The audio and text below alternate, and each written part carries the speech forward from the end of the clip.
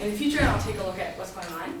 So just to start off my presentation, there's actually two parts to this presentation. The first part, I'll actually just talk about the importance and the effects of human connection, and then I'll go on to talk about how human connection fits in with AI and what's currently going on and what the future will look like.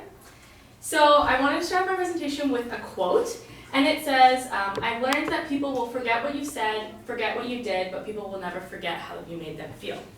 So I think that this quote really represents that the feelings behind the words and the actions that humans put out are actually often the drivers behind emotions. So I thought that was pretty interesting. And just in terms of AI, in the past it's been seen as quite functional and robotic and maybe used for mechanical purposes. But today we're going to talk about the potential future of AI being able to be capable of love, genuine emotion, and potentially healing. So the first part of this presentation, as I said, talks about the importance and the effects of human connection. So just to start off, I want to talk about the current state of human connection, specifically the quantity versus the quality. So there's lots of different ways that humans are connecting nowadays, but just one particular example of email. In 2015, 205 billion emails were sent. In 2018, 281, and it's forecasted that 333 billion will be sent in 2022. So obviously, just in terms of emails and other ways that humans are connecting, the quantity of connections is definitely increasing. However, that doesn't necessarily mean that the quality of connections is increasing. There's a quote that said, participants who use social media for more than 2 hours a day had twice the odds for reporting perceived social isolation than their peers who spent less than 30 minutes per day. So in this case, you can see that the quality of human connection may actually be decreasing. Just because you hit like on someone's Facebook photo doesn't necessarily mean that you are genuinely connecting with them.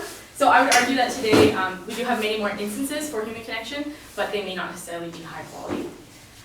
So I wanted to go over various examples of human connection and health and how they are related. So a study at the University of Chicago, a professor found there was a link between social isolation as well as cortisol spikes, hardening of the arteries, inflammation, and negative effects on learning and memory. There was another study done that there was that the lack of social connections can actually increase the odds of death by at least 50%. And there was another study done at the University of Ohio where it was a study based on heart disease and how it correlates to diet. So many control groups of rabbits were fed high cholesterol diets, and there was actually one particular group who ended up having 60% fewer symptoms. So they kind of explored this, and they found out that the individual feeding the rabbits would actually pet and fondle the rabbits before feeding them and kind of displayed a little bit of love towards them. And they did repeat experiments, and they found the same results to be true. So it's a little bit peculiar how that sense of love and connection can actually increase the physical health of rabbits. And then also in terms of animals, it's been shown that feline purring vibrations can actually help heal soft tissue injuries to ligaments, tendons, and muscles, as well as dog saliva has been proven to help with wound recovery. So this just shows that there's something intrinsic about nature or animals that can actually help, that the human connection or that connection can actually help heal people physically. So now that it's been established that there is a connection between human connection and physical health, I wanted to kind of explore what it is about human connection that can help health. So there's two models that I looked at exploring. The first is called the stress buffering model. So that's a model that talks about how social connection may support or may prevent or improve the negative effects of stress. So it's pretty well known nowadays that stress is really hard on your body. Stress can contribute to the development of major illnesses such as heart disease, depression, and obesity. So that social connection can actually alleviate stress by doing three things: perhaps providing a solution to that stress, reducing the perceived importance of the stressor, or providing a distraction to that stressor.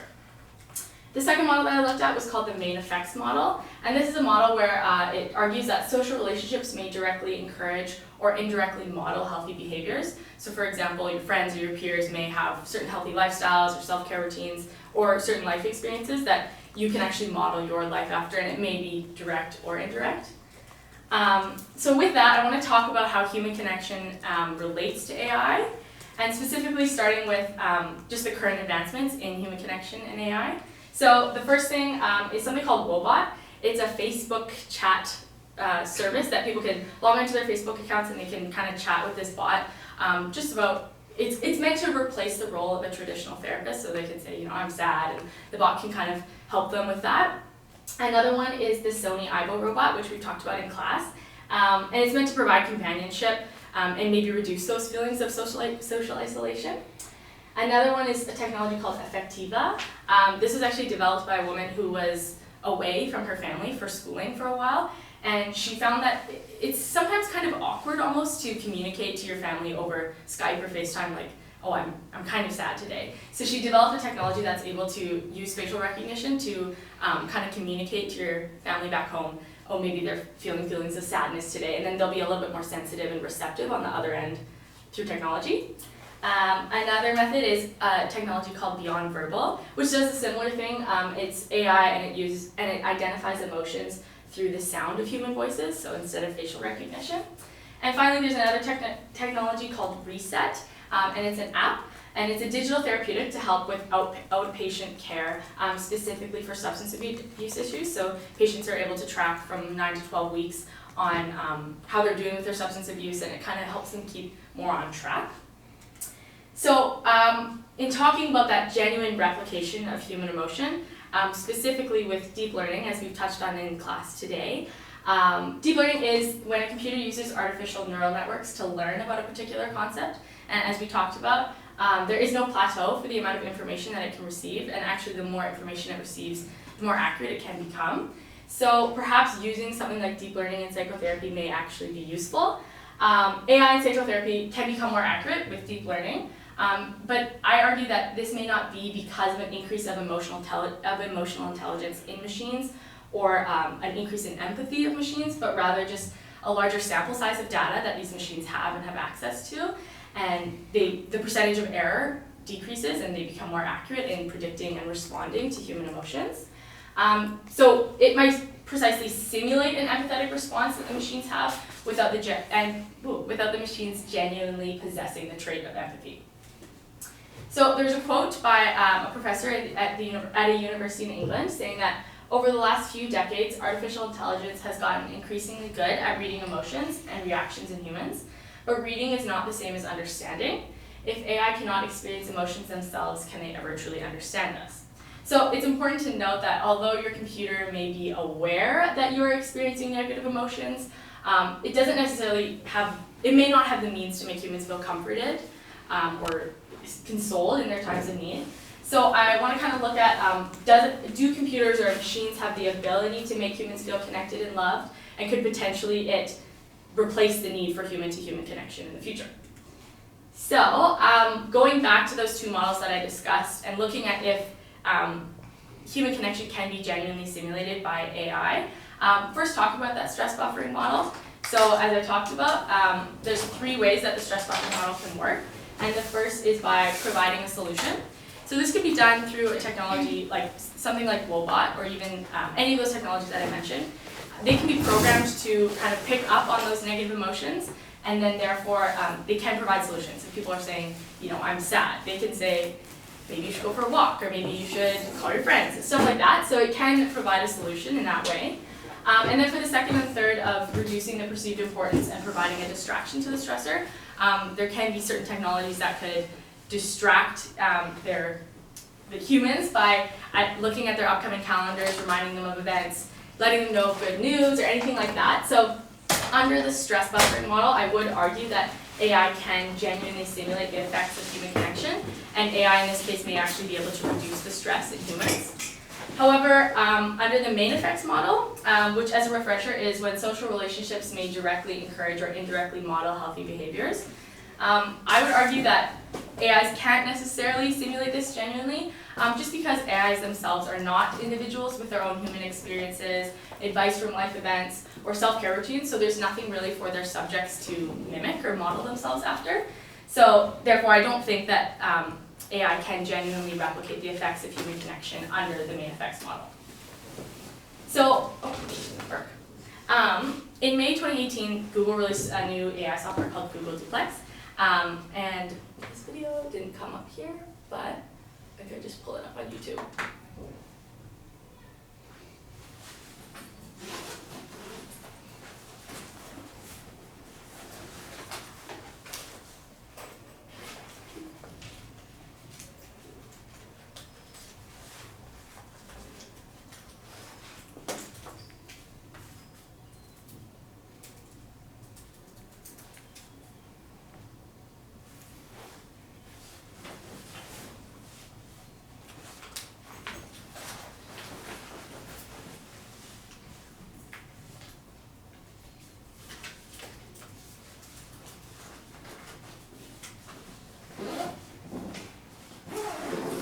So this is a video where, 60% of can you see that? Yeah. So Google came up with a new technology that is used to, and it's been kind of used to make phone calls and do simple tasks. So you can see here that the technology is very lifelike, so it's kind of interesting. all businesses, they want to have an online booking system set up. We think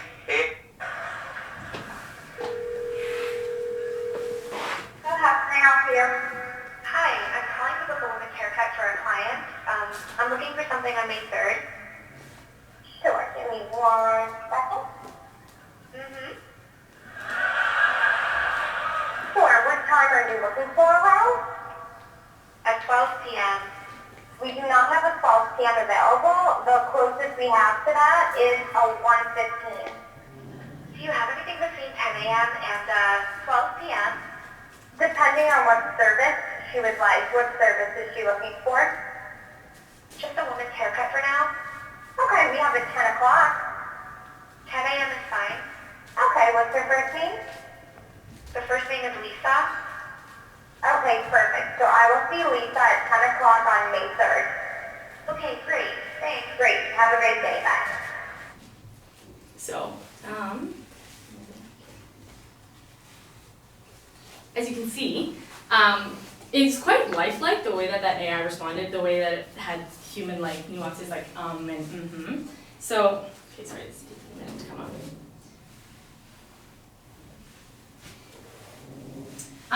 So this begs the question on the more regulatory and ethical side on if you necessarily need to disclose that you're speaking to AI, because obviously that woman in the salon really had no idea.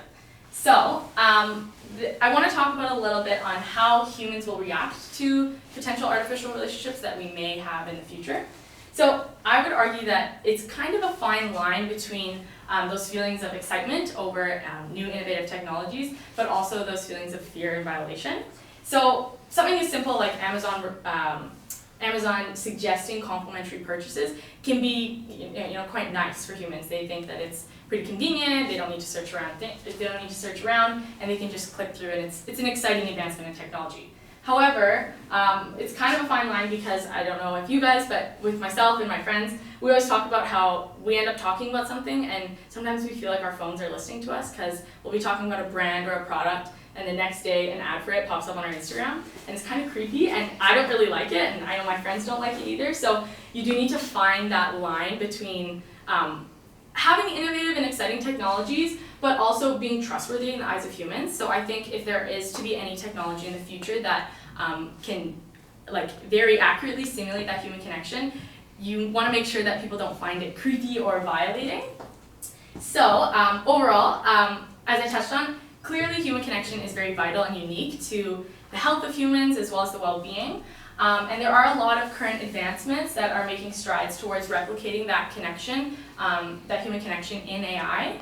And personally, I think that human connection can be today partially simulated through that stress buffering model. You can use AI to help ease the stress, and therefore it would improve the physical health of humans. And it is plausible that it could be fully simulated in the future. But I think that it is more likely that human connection will be mimicked to produce similar results. And the genuine traits of empathy won't actually be able to be possessed by machines, at least in the near future, but you never know what can happen. So, yeah, thank you.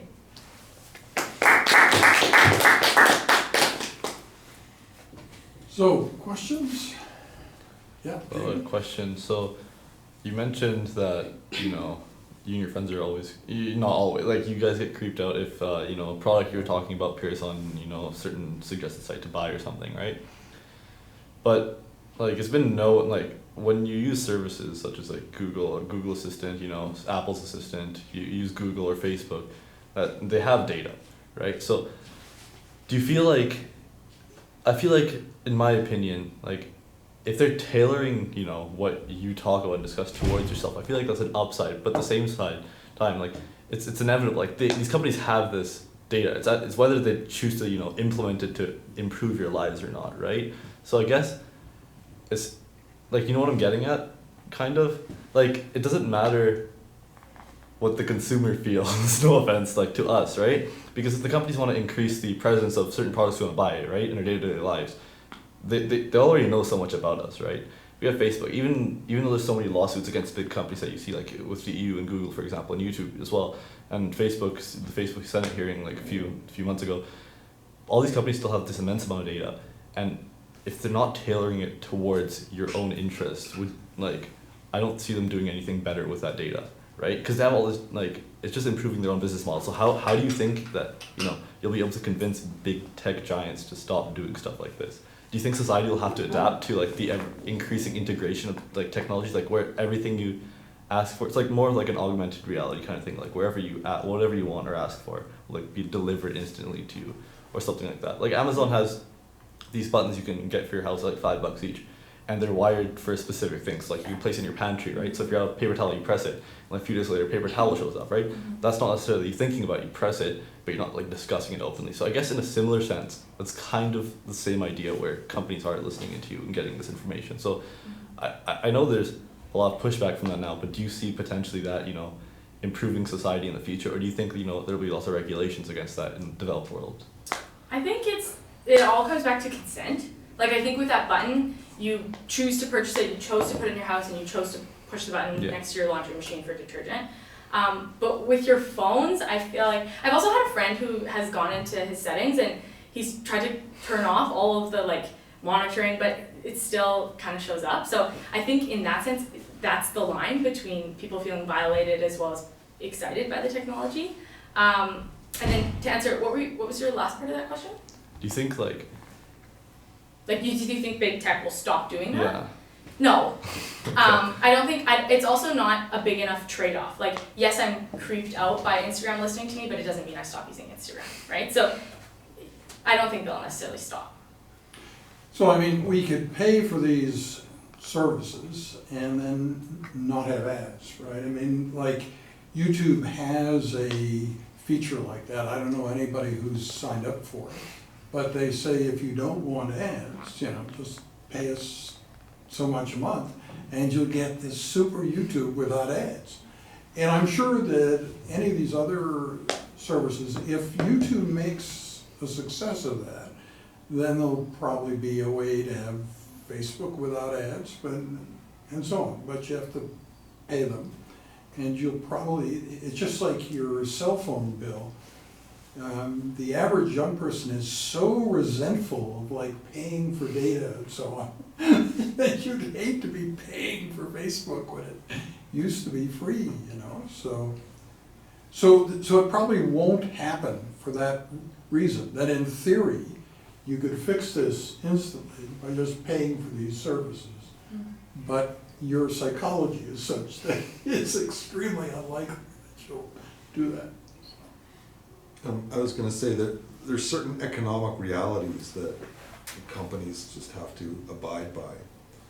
I think what you're getting at, that so far all of the data seems to be used for us, to sell us stuff, which they see as their obligation to their shareholders and whatnot. I think the main thing is whether that's all up front, whether it's clear or whether there ends up being deception.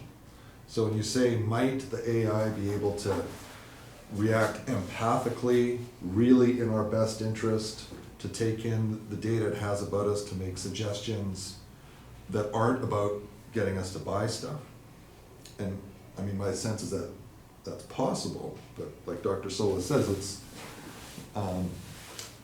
going to have to be economically viable. So it may well be, pay $20 a month to this service. The responses, the stuff that shows up will now be based on, other things, your mood and whatever it knows, not this underlying thing of we want to sell you stuff. And I think the key is that be all upfront and authentic, that nobody's trying to deceive anybody else.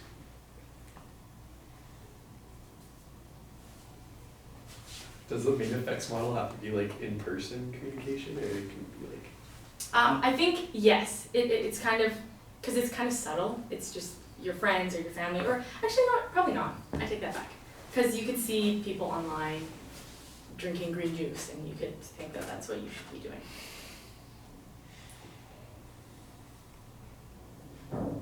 Just something I wanted to add to what I said earlier. I know it's been on a tangent, but in the U.S. a few weeks ago there was like a murder case, and the police forced Amazon to hand over recordings from like I think it was like their Alexa or something, right? That means obviously the device is always listening, right? But do you think like stuff like that? Do you think companies should be allowed to, you know, or the police should be like able to get recordings from devices such as that, or do you think these devices shouldn't have the ability to do that, even if it means, you know, like I feel at the same time, you know, it's limiting your own personal freedoms, but it's also bringing justice, you know, potentially. Yeah. So what are your thoughts on that? That's such a fine line, but I think in that particular case, the police asking for the like recording or whatever it was, I don't really see a problem with that. I think that if you're someone that doesn't want people listening in, then you shouldn't have an Alexa. So if you're, you know, a murderer, like you probably shouldn't have an Alexa. But yeah, like it is a fine line because they probably shouldn't be recording you in the first place, but I think that most people are aware that they are.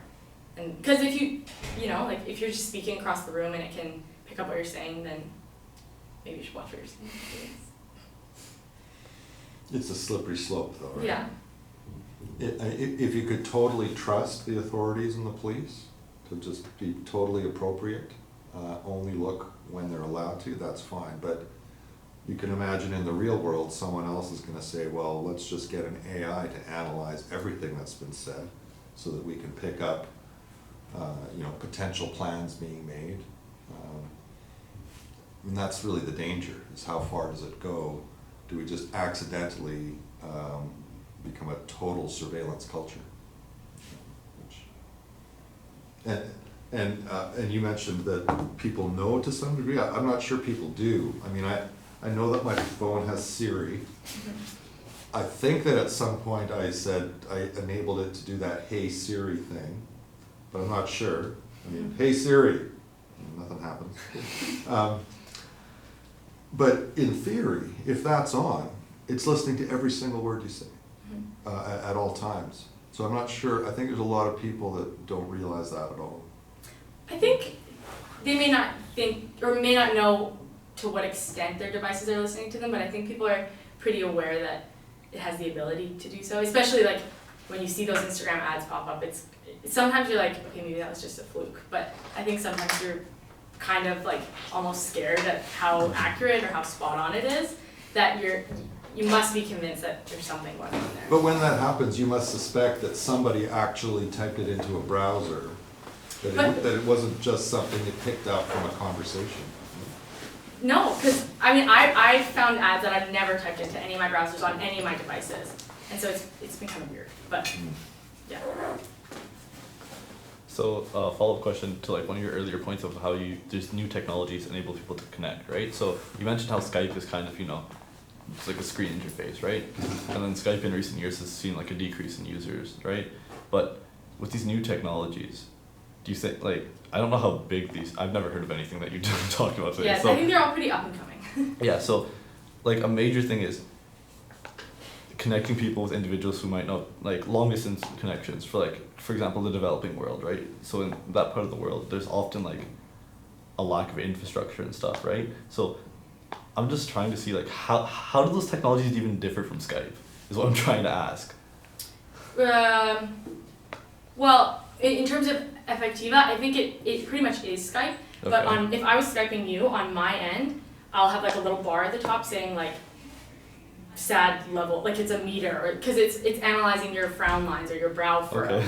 So then I think it allows the person on the other end to be able to, I guess, understand your emotions a little bit better. Okay, but like contrary to that, do you think that also might have a negative impact on some relationships, right? Because, or like for an individual's well-being, because like you could be just Skyping someone, right, and think everything's fine, but then when you have all these AI overtones, I feel like you feel kind of disconnected, that you have to have this program telling you what this person feels, right? Yeah. So I feel like this technology is pretty cool, but I feel like there's a long way to go. Yeah, totally. I think also it could be inaccurate, right? You could be telling them that they're really sad and they're not. And Yeah. Yeah. Okay. Yeah, that's all. Okay, any other questions? Okay, thank you very much.